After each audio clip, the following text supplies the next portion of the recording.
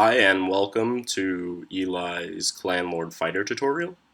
The main goal for today is to go down the basics of training as a fighter and some of the longer term goals that you can look to achieve. For those that don't know, this video is regarding the multiplayer game from 1996 called Clan Lord. The official website and some more information will be linked in the description. Otherwise, we're just going to get right into it because the main purpose and goal of these tutorials are to be very short and efficient. Lastly, there will also be timestamps in the video if you want to skip through and say just look at the values for each trainer or something else.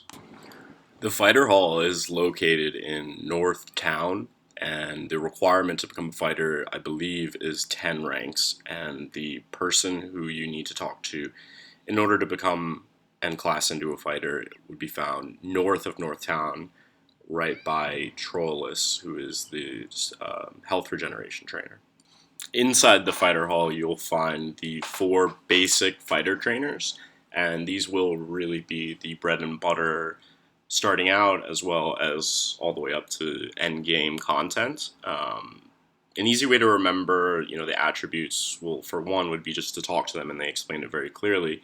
But Atticus represents the trainer for accuracy, Swingus for your balance or swings, Histia for health, and Avis will call equality or efficiency, in that it trains these other 3 trainers as well as a couple of additional ones. In the subsequent room, which requires second circle qualification, the requirement for that is to kill some, I would say, low-level creatures, and there are 8 total fighter circles representing, an arbitrary amount of strength, and I would say up to the 4th circle there are legitimate unlocks for passing those circle tests. So, as you would imagine, Detha represents defense, Balthus represents balance, Regia represents recovery specifically of your balance, and Darkus is your traditional damage trainer. Now, in the next clip, I'm going to disclose the raw values of each trainer. If you feel that this is a spoiler in any way, then I would recommend that you skip approximately the next 1 minute, or preferably go down to the description, and there will be a timestamp for you to go past these values. But I'll still explain afterwards the efficacy and sort of like general training moving forward. Okay, so these are the raw values of each trainer, and I have decided to not include certain trainers because they can effectively be considered one rank of exactly what you'd be training. Yeah. Alright, so with that being kept in mind, as you can see, Avis is actually, in fact, about 114% of a rank, meaning over, say, 100 ranks, you'd be getting an additional 14 effective ranks.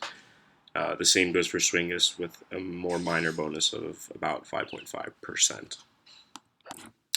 So taking a step back, I think that a misconception about Clan Lord and ranking up that a lot of new players and old players returning alike make is that they think that Clan Lord is simply a game of big numbers. And that is, partially true, but it is extremely important to remember that those at the top levels are very, very methodical about how they choose to train their ranks.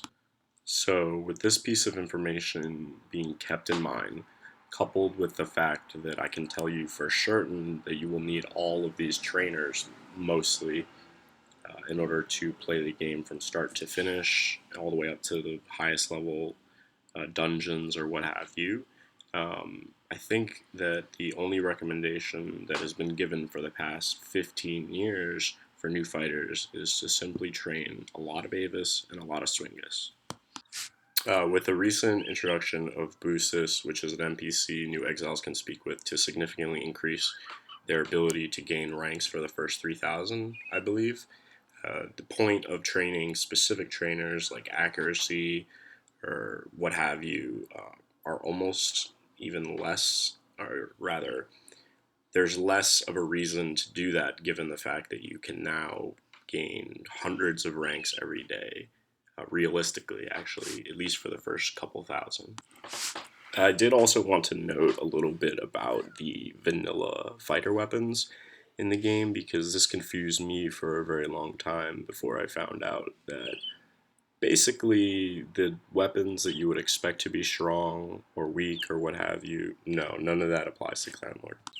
In general, the weapons that I would recommend up to third circle and even beyond if you decide not to choose a subclass immediately would be the one seen in the bottom left, top right, and top left corners of Wictus's shop, that being the dagger, which is quite good, giving approximately a 20 rank bonus with no negative side effects, and the great sword and great axe are also good stretch options at a little bit more expensive price points. They do affect your balance a little bit, but give pretty significant Adcus and Darkest bonus, especially for a young exile trying to qualify for the second or third circle.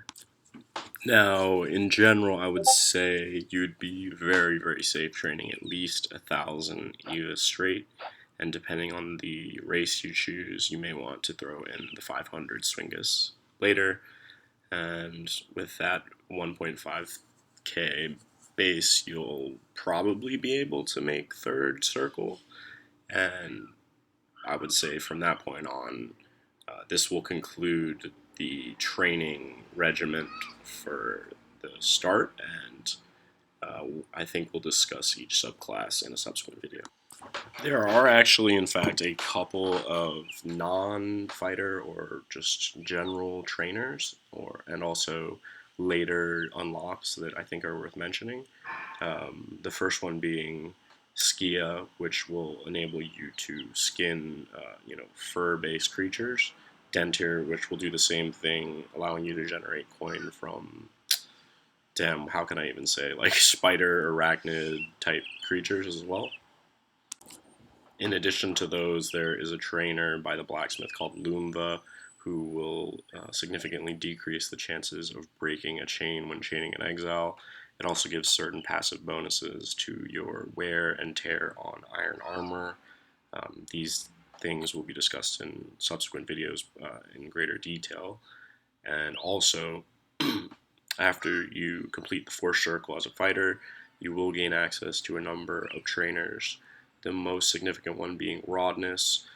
Rodness is you are only able to train with Rodness up to 50 ranks, and this is really considered a must-have by the community and anyone in general.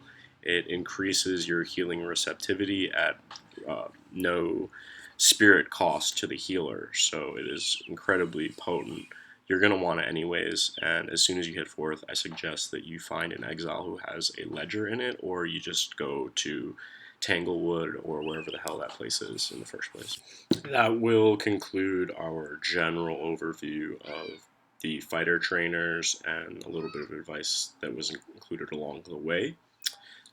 In general, I would just want to leave by saying thank you for viewing the video, and also I think it's very important for any new exile or returning exile to understand that the top fighters in this game have pretty much been playing for over 10 years at a minimum, or have been playing that long and have been hunting every day or, much longer than that with relative consistency, and that's why they've gotten to that point. So really what I'm trying to say is that ranking up as a fighter in Clanlord is definitely a marathon and is definitely not a sprint. So I'll leave by saying that, thinking very carefully about how you want to train as you go along is a very wise decision, meaning even if you don't know which subclass you'd like to play, what style, whether you'd like to be more tanky or more damage based, or some kind of support build that we didn't even know existed yet. These things are all possible, and you should definitely keep in mind that if you really want to push the limits of the game as far as being a top fighter, at this point you're probably going to have to become more of a specialist rather than an overall just monster. Lastly, I just want to say I think a lot of us are super excited to see all of the new and returning old exiles back in the lands. Um, this tutorial is largely a manifestation of that, and hope to see more people coming back and checking out Clanlord again. It's still pretty fun, believe it or not. And otherwise, thank you, and yeah, bye.